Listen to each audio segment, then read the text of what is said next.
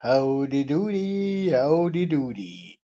Right, it's going to be about strength, power, and failure. And I'm going to be talking biblical strength, power, and failure. Right, I'm going to go. I was watching a thing before about this preacher. We're talking about Solomon. Right, no, not Solomon. Samson. Right, Samson. And he was saying he was the most lustful guy in the whole history. That's a lie. It's a lie. It was Solomon, and I'll prove it. He was talking about Delilah keep coming back. He desired people. Samson did all this, that, and the other back then, right? Look, how many concubines and wives did Solomon have? I'm going to prove it. The most lustful guy was Solomon. Solomon. 700 concubines, 300 wives, right? That means he must have had four a night of women, if he pleased, just to get through them all. You need at least 4 or 5 a night to get through them all in a year, right? 700 concubines and 300 wives, that's fucking 1,000, right? 365 days a year. You'd have to have about 4 or 5 girls in an orgy with you every night, right?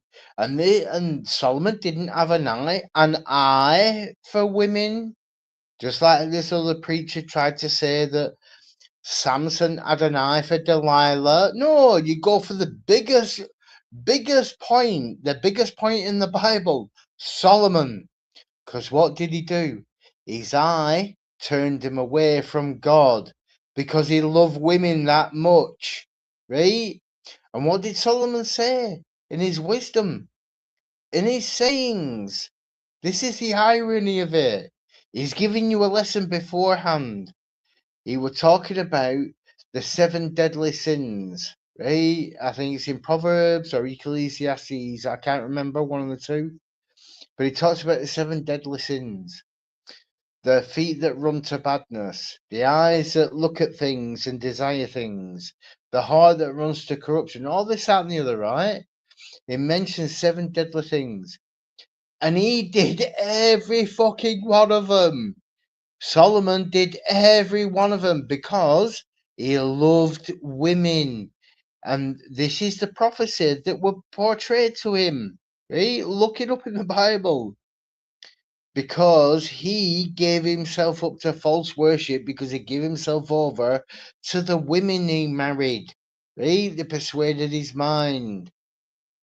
His lust for pussy overtook the necessity to worship God properly, right? The pussy overtook it, right? Why do you think he had 700 concubines, 300 wives, right? I want to send this link to this preacher and just tell him straight, you're wrong. It wasn't Samson. It was Solomon. So don't just pick and choose out the Bible what you want to pick just to make a point. Go with the major one, Solomon, yes. Then work into uh Samson. Then work into it. Right? There's a means and ways of doing stuff. But don't make out that Samson was the biggest eye catcher who just ruled by his eyes, because he weren't. Right? He weren't. Solomon was worse, way worse, way worse. Why do you think he had so many wives? Because he loved women. He looked through his eyes. He looked at the beauty.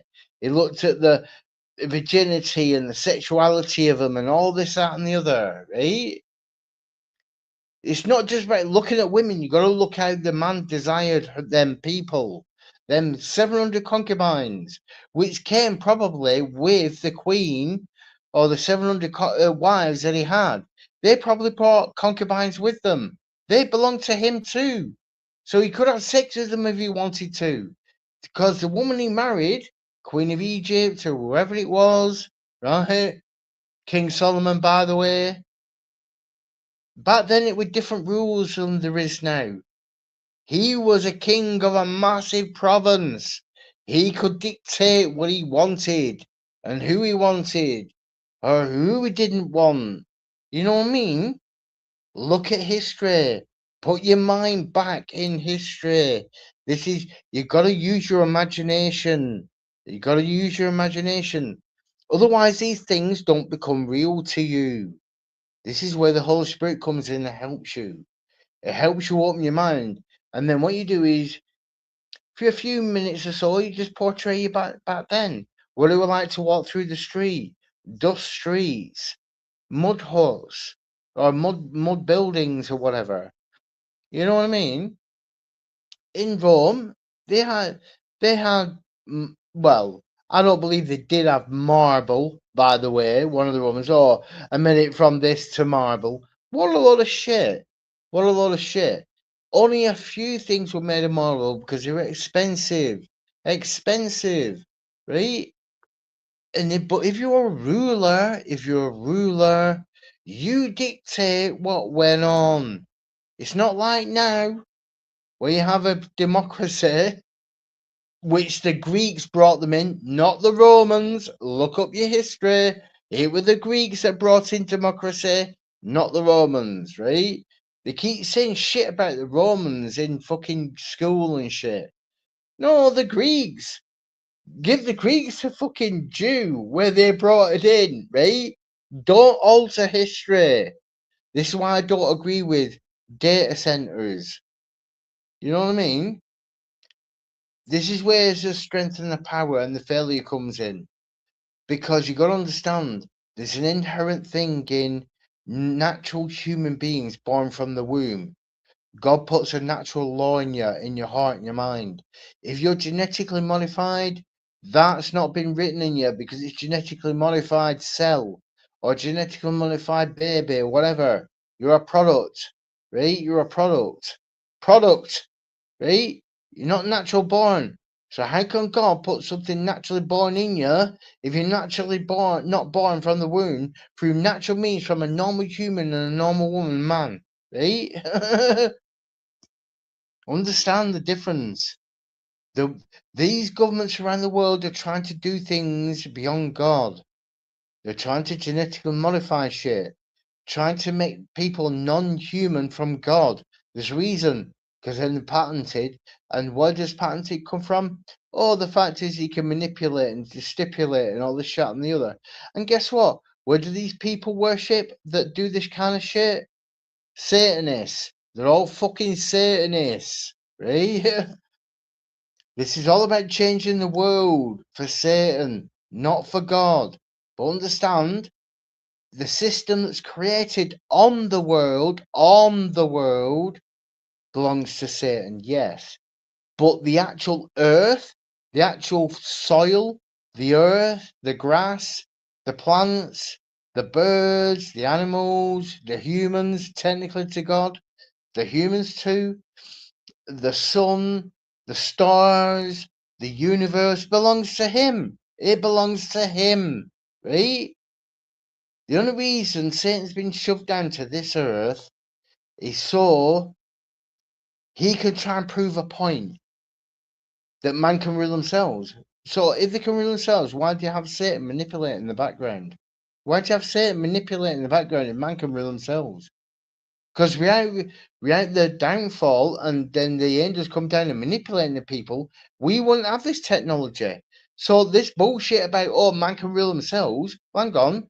Why is it that Satan's ruling you then? Satan's ruling you, so how can you rule yourselves anyway? So you rather divide yourself from God and then pretend you're ruling yourselves when you know Satan from the past through the angels, through Samaria tablets, manipulated by angels, all this, that, and the other. What's it called? Aliens, sorry. And then they're all angels, really, bad angels, manipulated to make it look like they're all these kind of alien beings and stuff. And because back then they didn't understand about stuff like that, right? What we do now, it would look supernatural to you. You would think they're fucking aliens. You know what I mean? And they're manipulating people over history, and yet man's not really ruled themselves. because they followed what Satan wanted, helping them create armor, iron, knives, guns, bombs. Well, how did you rule yourself? How you're not ruling yourself. So Satan's pulled a fast one. He's pulled a fast one on you. Because he said to God, oh, they can rule themselves. But yet now he's ruling them, making them look like they're ruling themselves when they're really not. Because the people he's really recruited is all the devil worshipping motherfucking elites who know what's going on, but they're not going to tell you. They're not going to tell you that. Of course they're not. Because they're in control. If they do, they won't be if they told you, would they? But they have to play by the same rules as God, right? God said, okay, fair enough. You want to do that, you're going to get thrown down to the earth now. You prove your fucking point. But your both point, well, one of the points has already been proven. That man can rule themselves. Well, obviously they can't rule themselves because Satan rules this system. So they're not ruling themselves. So that's out the window, right? But the other one is that man only worships God, the true worshippers this is, because he knows he's got all the bad people anyway. This is to the true worshippers, right? This is the question he's posing to God. The only reason that they're worshipping you is when they go through good times. When they go through bad times, I bet you they dump your ass. That's what basically Satan's saying to God. They'll dump your ass if you let them go through bad situations, right? Why do you think he let Jesus go through bad situations, God? Why do you think he did? Because the question still stands. He had to separate himself at a time, and from the Garden of Gethsemane onwards, he had to separate himself. God did, because it's the same thing. Oh, well, you separated now. Watch him. And this is because Jesus were perfect, Adam were perfect. One failed, one didn't. Jesus didn't, right? And Jesus stood the ground under persecution. And God had left him. Why did he say, take this cup away from me? Take this cup from why have you left me? All this, that, and the other, and God of Gethsemane. Why do you think he said it? Because God had to stand back then. God had to stand back. Just like all the imperfect people, just like Adam, what happened with Adam and all the rest of it, he had to stand back. Because he has to let Satan try and prove his point. He has to let Satan try and prove his point, right? You come to his rescue when he's down, and I bet you he curses your face. Well, did Jesus do that? No, he didn't. Because when God stood back when it was necessary and let him go through all the persecution, did Jesus curse God, his father? No, he didn't. Right? He did the opposite to fucking Adam. He did the opposite to what Satan was saying. Right? Opposite. Right? That's the glory of God. Yet he plays by the same rules. So after the great flood, after the flood, understand about rules and regulations, and about Job as well, the same rules and regulations. They have to. God lays the rules down. Satan has to play by the same rules in a way, right? The only bit, like after the flood, God took his power away from him and said, "Look, you can't kill anybody. You're not allowed to kill anybody." That's why he said it the same with Job. You're not allowed to kill him, right? You can do what, and God did not. God just didn't intervene. He stood back. Why would God test Job? Why would he? No, it was Satan testing him. And Job didn't understand that at the time. He didn't understand about Satan because nobody knew about Satan until we had the Bible. Understand? We don't understand all this stuff until later on in time. But it happened, right? Satan had to put Job to the test. So he said, look, I bet you would take everything away from him. Well, hang on. Why would God take everything away from him? God already knew his heart condition anyway. No, basically, we're saying to sin, you do it. I'm not going to do it. You do it. But there's only one thing you can't do, is you can't kill him. You can't kill him, but you can do anything else. Well, that was open bar for Satan. Okay, I can't kill Job. He never said anything about killing his sons and daughters. Never said anything about killing his slaves. Never said anything about taking his business away or anything like that. God already knew what Satan were going to do anyway. God already knew what Satan were going to do. He just didn't want Job being killed because there were a point to it.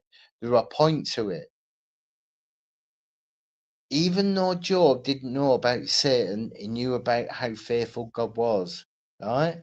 Why do you think God allowed the three people to come up and question him?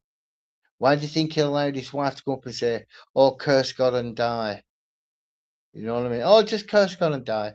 She didn't mean it in a bad way. Oh, curse God and die because you're a sinful bastard. She never said that. She just couldn't, because she'd been intimate with him. She had 12 children with him. They'd all died. All the servants had gone away. All this, that, and the other. She probably went back to her parents, and then heard rumors about him being in a town, sat there with boils on him. And she went up to him and thought, "Well, hang on, you've still got your faith in God, and you sat there with boils. What the heck are you doing? Like, look, if you just want to die, just die, because I don't want to see you like this anyway, too. Like, what the hell is going on?" You can see it from his wife's point of view, right?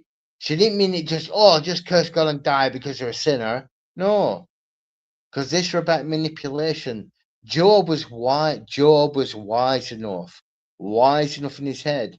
He was already a multi-billionaire, by the way, before he lost everything. A multi-billionaire in that land, right? In our standards, right? And he lost everything, and yet he knew something weren't right, and he never opened his mouth. All he said was, "Just let me die. Just let me die, God. Just let me die.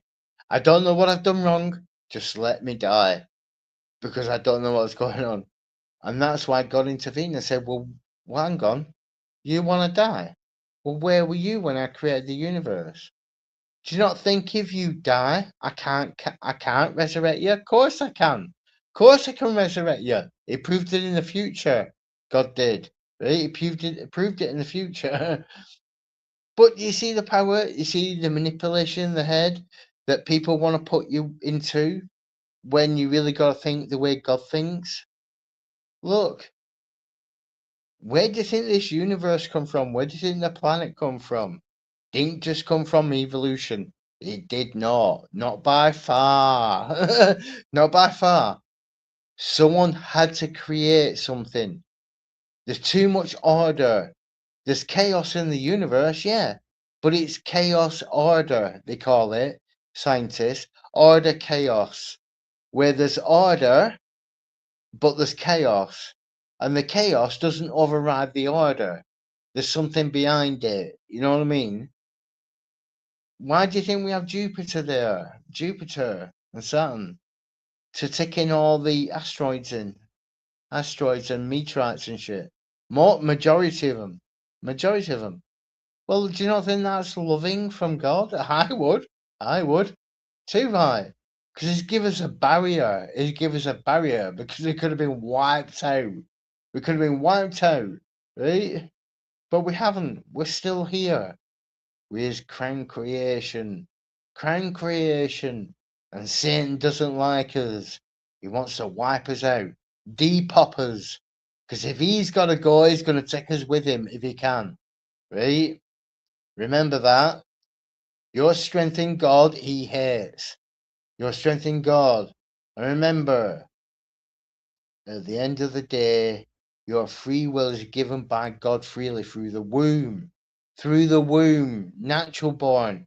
Through a natural human being male and a natural human being woman. Right?